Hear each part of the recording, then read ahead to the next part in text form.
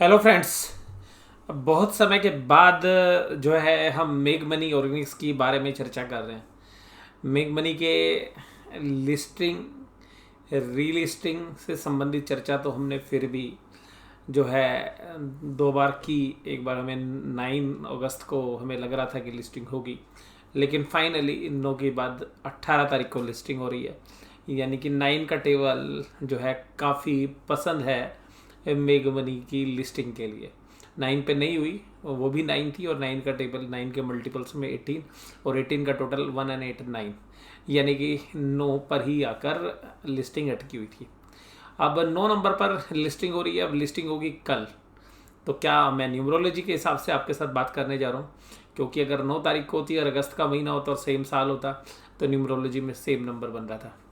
तो सीधी सी बात है, 9 और 8 17 और 5 22, यानी कि 5 नंबर जो है हम ये कह सकते हैं कि भाग्यांक बन रहा है और मूलांक बन रहा है 9 नंबर। तो सर, आप न्यूमरोलॉजी के हिसाब से कैलकुलेशन कर रहे हैं क्या? नहीं, मैं बिल्कुल नहीं करूँगा न्यूमरोलॉजी के हिसाब से। हालांकि न्यूमरोलॉजी के हिसाब से भी कैलकुलेशंस होती हैं, तो उसके लिए जो है हमारे यहाँ पे जाने माने विद्वान बैठे हुए हैं। तो उनकी न्यूमरोलॉजी की जो है यूट्यूब की वीडियो आप सुनिएगा तो आपको और ज्ञान वहाँ से भी प्राप्त हो जाएगा।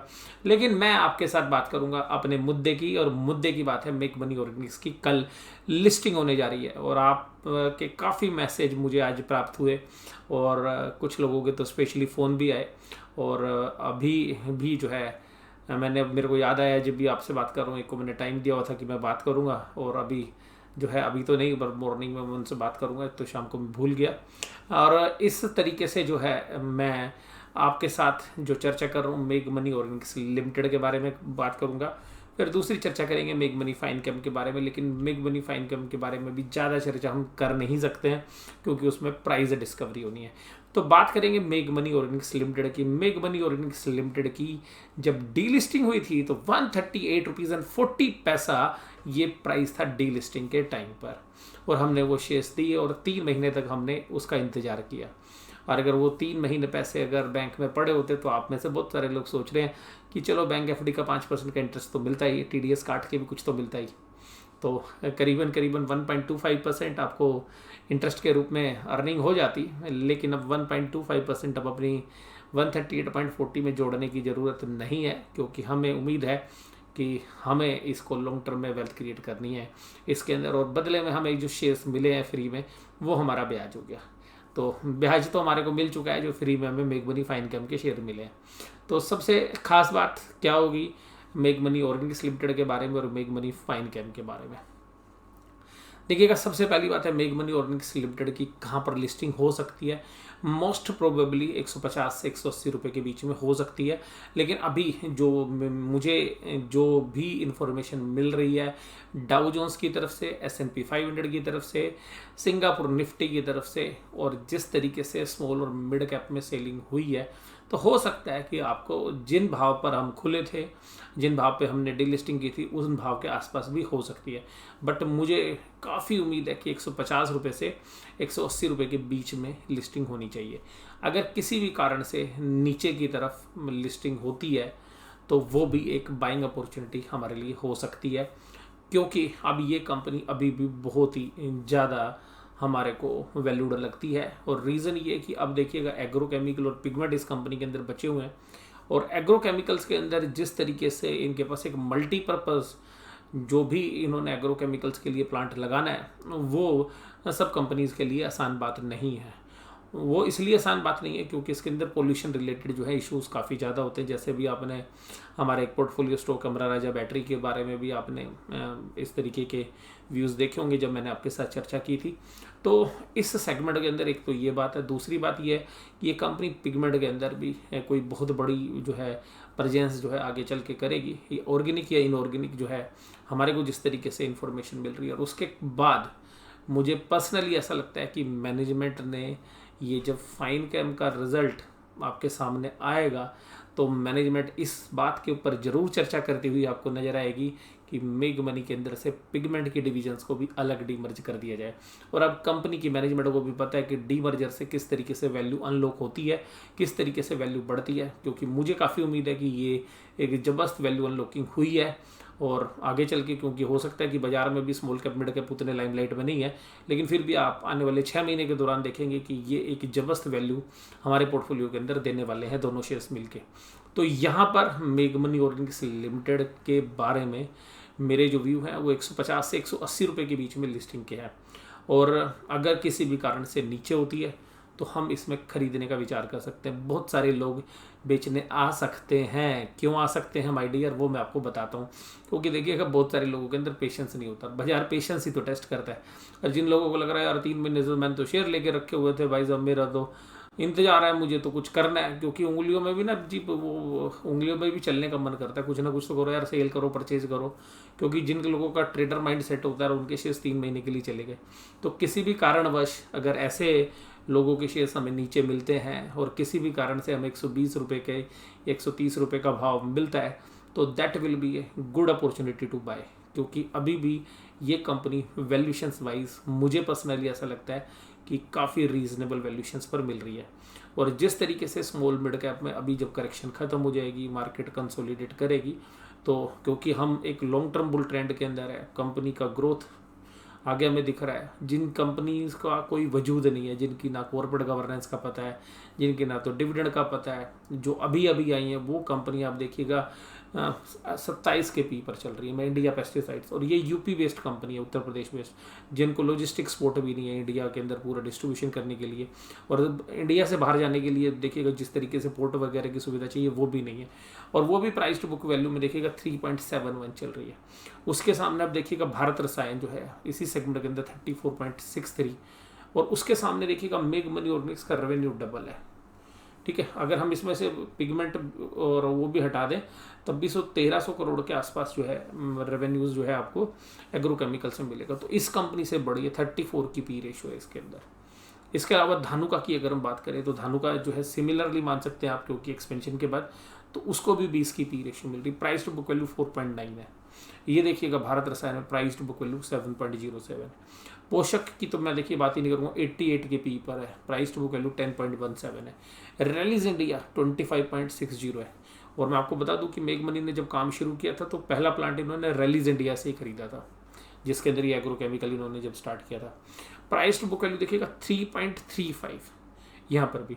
और मेग मनी ऑर्गेनिक्स 2.93 की प्राइस टू बुक वैल्यू, अभी थोड़ा सा एडजस्ट कर लेंगे तब भी आपको ये इसी के आसपास ही मिलेगी, 3 लगा लीजिएगा। तो किसी भी पैरामीटर्स पर आप देख लीजिएगा पी रेशियोज के हिसाब से। और अब मुझे लगता है कि 10 रुपये की कंपनी की पूरी एनुअल बेसिस पर ईपीएस आएगी, अंदाजा हो सकता है 10 से थोड़ी सी ज़्यादा जाए, 9 से 11-12 रुपये के बीच में। तो 10 रुपये हमने एवरेज ले लिया। अगर 10 रुपये पे एवरेज पे भी अगर हम इसको 20 की पी रेशियो देखते हैं तो 200 रुपये का भाव बनता है, जो कि इनमें सबसे कम है। और नई कंपनी देखिएगा हिरनबा आई है, उसका भी 20 का पी रेशियो। तो हम ये मान सकते हैं कि 20 का पी तो मिलना चाहिए। चलो हम 2% और भी कम कर लेते हैं, 2 की पी कम कर लेते हैं, यानी कि 10% पी कम कर लेते हैं। 20 का 10% हो गया 2, तो 18 की पी भी अगर हम मानते हैं तो 10 × 18 180 रुपये का भाव। तो अगर किसी भी कारण से 120-130 रुपये के आसपास ये शेयर्स मिलता है तो मुझे लगता है, क्योंकि जिन लोगों ने 3 महीने तक रखा हुआ है उनको लगेगा नहीं यार एक बार ट्रेड करूँ, कुछ तो पैसा निकालूँ, पता नहीं बाजार गिर जाएगा, बाजार लाइफ टाइम हाई पे है। तो उस समय पर हम इस शेयर्स के अंदर बाइंग करने का प्लान कर सकते हैं, क्योंकि लॉन्ग टर्म का व्यू ही है मेरा, ध्यान रखिएगा। और पैसा देखिएगा लॉन्ग टर्म में बन सकता है। और इतना जब हमने इंतजार कर लिया है तो मेरे जो व्यू हैं वो मेग मनी के बारे में इस तरीके के हैं अभी भी। हालांकि अगर आपको भाई साहब वर्तमान में सच में पैसे की ज़रूरत है और तो आप जो है एग्जिट भी कर सकते हैं। अगर 170-80 के आसपास अगर शेयर प्राइस आते हैं, 160 के 150 के ऊपर आते हैं, तो आप चाहें तो अगर आपको वास्तव में पैसों की ज़रूरत है तो आप देखिए एग्जिट कर सकते हैं। अगर उसी पैसे को बेच के दूसरा शेयर लेना है तो बात अलग है, फिर तो मुझे नहीं लगता। और इसी तरीके से ये जो है मेरे व्यू हैं मेग मनी और इसके बारे में। तो इस सेगमेंट के अंदर प्राइस टू बुक वैल्यू में भी सबसे नीचे है। डिविडेंड के ऊपर आपका सवाल था, देखिएगा जी डिविडेंड उनको मिलेगा जो रिकॉर्ड डेट पर, रिकॉर्ड डेट अभी तक अनाउंस नहीं हुई है, तो हमें उम्मीद है कि या तो कल या परसों तक रिजल्ट भी जल्दी से जल्दी मेक मनी ऑर्गेनिक्स के आ जाएंगे। अच्छा, मेक मनी ऑर्गेनिक्स की जो नई जो है बीएससी के ऊपर जो है लॉगिन आईडी होगी, तो अब वो जो बीएससी एमओएल के नाम से नहीं मिलेगी आपको, सॉरी मेक के नाम से नहीं मिलेगी, अब एमओएल के नाम से मिलेगी। तो बीएससी के ऊपर जो नया लॉगिन है, जब वो मेक मनी की मैनेजमेंट को अलॉट हो जाएगा तो वो उसके ऊपर रिजल्ट आएगा, तो ध्यान रखिएगा। तो रिजल्ट भी हमें उम्मीद है, क्योंकि जो 10 तारीख को रिजल्ट आना था उसमें इसी तरीके से जो है चर्चा थी कि जब भी लिस्टिंग होगी तो अब रिजल्ट आएगा। तो हमें उम्मीद है कि कल ही शायद रिजल्ट आ जाए। तो कल तो जैसे ही लिस्टिंग होगी तो उसको 1 या 2 घंटे के बाद जो है बीएससी एनएससी जो है वो लॉगिन आईडी खोल देंगे उनकी, तो शायद उसके ऊपर फिर आपको रिजल्ट भी कल ही देखने के लिए मिले। तो जो भी कुछ अगर और भी कुछ फैसला बदलना पड़ा भी हमें, तो जो है रिजल्ट देख के करना चाहिए, क्योंकि मुझे काफ़ी उम्मीद है कि जिस तरीके से बाकी एग्रो कंपनीज में रिजल्ट है तो अच्छे ही रिजल्ट की मुझे उम्मीद है यहाँ पे। और मुझे लगता है कि 2 रुपये से 2 रुपये 50 पैसे से लेकर 3 रुपये के बीच में मेक मनी ऑर्गेनिक्स की जो है ईपीएस आनी चाहिए, और उसके हिसाब से हमें 10 रुपये के आसपास की ईपीएस हम लगा सकते हैं। किसी भी कारण से अगर 2 रुपये से ऊपर अगर ईपीएस आती है तो कंफर्टेबल है, 2 से नीचे अगर ईपीएस आती तो फिर देखिएगा हमें दोबारा से सोचना पड़ेगा, क्योंकि जो हमारी एजम्पशन है वो ही बदल जाएगी। लेकिन रिजल्ट देखने से पहले जो है मुझे नहीं लगता कि शेयर बेचने की जो है जल्दबाजी, और अगर आपका लॉन्ग टर्म व्यू है तो अभी आराम करिएगा, देखिएगा मल्टीफोल्ड रिटर्न्स या वेल्थ क्रिएशन इन्वेस्टमेंट करने से होगी। और अगर आप ट्रेडर हैं और पहले शेयर्स लिए थे और आप फ्री के शेयर्स लेके भी खुश हैं फाइन कैम के, तो बात अलग है। ब्याज का तो हमारे को मेक मनी फाइन कैम भी ली गया, और कंपनी में देखिएगा वैल्यू अनलॉकिंग होती है। अभी भी मुझे लगता है क्योंकि पिगमेंट एक बहुत अच्छी बिजनेस बन सकता है, और अब कंपनी की बैलेंस शीट भी जो है डेट फ्री है एक तरीके से, क्योंकि बहुत मामूली से डेट है कंपनी की बैलेंस शीट में, और इसके अलावा जो डेट है वो भी 2-2.5-3% के हिसाब से। तो मेक मनी ऑर्गेनिक्स में अभी भी मुझे कोई प्रॉब्लम नहीं है, मेरे सेम व्यू है अभी भी। और अब उसके सामने बात करते हैं मेक मनी फाइन कैम की। तो देखिएगा मेक मनी फाइन कैम में प्राइस डिस्कवरी होनी है। अब इस प्राइस डिस्कवरी के अंदर तो मैंने आपको मेक मनी ऑर्गेनिक्स के डिविडेंड के बारे में बता दिया कि अभी डिविडेंड की डेट नहीं रिकॉर्ड हुई है, तो जैसे ही रिकॉर्ड डेट आएगी, जो रिकॉर्ड डेट पे शेयर्स रखेंगे उन्हीं को डिविडेंड मिलेगा, और वो एजीएम में अप्रूव होता है डिविडेंड। तो एजीएम में अप्रूवल के बाद विदिन 30 डेज आपके अकाउंट में डिविडेंड आता है। तो जिन लोगों ने अभी 3 महीने रखे हैं शेयर्स, उनको नहीं मिल रहा है डिविडेंड, वो सोच रहे जी ब्याज के रूप में डिविडेंड मिलेगा, नहीं, डिविडेंड रखने वालों को मिलेगा जो अभी शेयर रखेंगे, और जब डिविडेंड की डेट अनाउंस होगी तो 1 रुपये आपको तभी मिलेगा, जो 1 रुपये का डिविडेंड अनाउंस है। अब यहाँ पर मुझे तो एक्चुअली डिविडेंड भी मेरे को शायद 1 रुपये था, 1.5 रुपये था, एग्जैक्टली मुझे याद नहीं अभी, क्योंकि मैं इतनी चर्चा आपके साथ कर रहा हूँ। बट जो भी डिविडेंड है एक बार आप देख लीजिएगा। और पीयर कंपैरिजन में अगर आप देखेंगे कि यहाँ पर फाइन कैम के साथ, भाई साहब फाइन कैम से मिलती कोई कंपनी नहीं है जो सीधा सीधा मिल जाए। लेकिन कल प्राइस डिस्कवरी होगी। पर मैं आपको एक आइडिया के रूप में बता दूं कि गुजरात अल्कालाइज 17.5 की पी रेशो पर है। टीजीवी स्राक लिमिटेड जो है ये 11.59, ये जो है रायलसीमा नाम से एक कंपनी है, उसी ग्रुप की ये कंपनी है टीजीवी स्राक, ठीक है जी। उसके अलावा जीएचसीएल गुजरात हैवी केमिकल्स, हालांकि इसमें टेक्सटाइल बिजनेस भी है, ये 8 के पी पर है। डीसीएम श्रीराम 20.61 है। हालांकि कंपनी की जब ड्राफ्टिंग हुई थी और वैल्यूशंस की थी, जो गुजरात के जो वैल्यूअर्स थे, मेरे को एग्जैक्टली याद नहीं है, अभी जिग्नेश भाई थे या कुछ, मेरे को मैंने रिपोर्ट तो पढ़ी थी बट अभी एग्जैक्टली याद नहीं आ रहा। तो उनकी जो रिपोर्ट थी उस रिपोर्ट में गुजरात अल्कलाइज और जीएचसीएल का ही जिक्र था जिससे वैल्यूशंस निकली थी। हालांकि टीजीवी स्टॉक का भी जो है रेफरेंस शायद दिया हुआ था। डीसीएम श्रीराम देखिएगा क्योंकि सीपीवीसी के बिजनेस के अंदर काम करने वाली एक्सपेंशन, इसलिए बात कर रहा हूँ। नेशनल पैरोक्साइड का भी काम है, हालांकि फिर मैंने नेशनल पैरोक्साइड लिख तो रखा है लेकिन मैंने उसकी डिटेल डाली नहीं यहाँ पे आपके साथ। तो कुल मिलाकर अगर पी वैल्यूशंस देखेंगे तो ये बेसिक केमिकल बिजनेस है। अब इसको पी क्या मिलती है क्या नहीं मिलती है, कंपनी आगे स्पेशलिटी केमिकल में जाएगी, उसके बारे में मैं अपने विचार इस तरीके से देना चाहूँगा कि इसके संबंध में मेरी जो पुरानी वीडियोस यूट्यूब पे पड़ी हुई हैं उनको देखिए, ज़्यादा बढ़िया रहेगा। क्योंकि मैं अब आपको यहाँ पे लिस्टिंग से जस्ट एक दिन पहले अपने व्यू तो बदलने वाला हूँ नहीं, जो मैंने आपको बात बोली है व्यूज़ मेरे वही हैं। लेकिन बात यह है कि परिस्थितियाँ किस तरीके, क्योंकि मैंने अभी बोला वीडियो के शुरू में कि स्मॉल कैप और मिड कैप में थोड़ा सा प्रेशर आ गया पिछले टाइम से, तो उसका रिएक्शन हो सकता है। इसलिए मैंने आपको बोला कि अगर मेक मनी ऑर्गेनिक्स में भी थोड़ा सा नीचे का भाव मिलता है तो उसको हम एक एज ए बाइंग अपॉर्चुनिटी देखेंगे, क्योंकि हमें वैल्यू पिक करनी है। उसी तरीके से अगर हम इस सेक्टर के अंदर देखें तो अभी ये बेसिक केमिकल बिजनेस है, आगे चल के स्पेशलिटी बनेगा तो फिर क्या होगी वैल्यूशंस, क्या हो सकता है, अभी लिस्टिंग हो जाने देते हैं कल। तो अगर हम उस कंपनी की ईपीएस की कैलकुलेशन करें तो ईपीएस 25-26 रुपये के आसपास है पीछे। हालांकि कंपनी में रिस्ट्रक्चरिंग के बाद थोड़ा सा डेट है उस बैलेंस शीट में।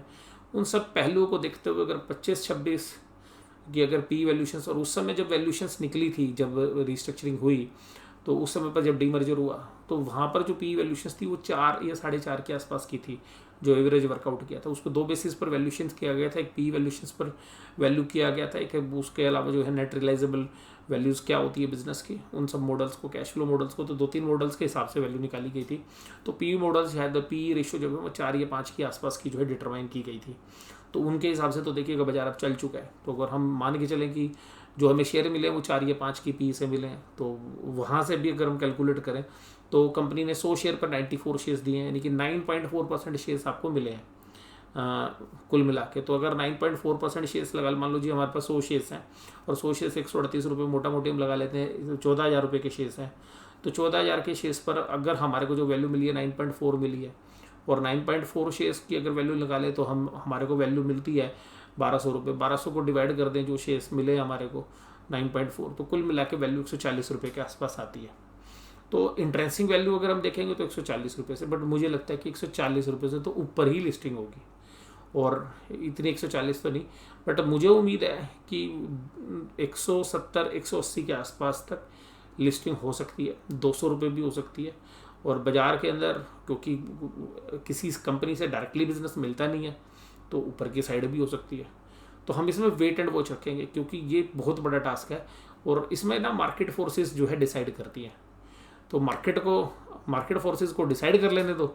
अगर मार्केट फोर्सेस की डिसाइड से हमें लगेगा प्राइस नीचे है तो खरीदेंगे, और अगर हमें लगेगा कि हमारे जो डिसाइड किया है उससे मार्केट की फोर्सेस ने ज़्यादा प्राइस डिसाइड कर दिया तो बेचेंगे। तो नहीं, बेचना तो नहीं है हमें, क्योंकि अगर ऊपर भी प्राइस जाता है तो हम लॉन्ग टर्म के अंदर इस कंपनी के अंदर भी बुलिश है।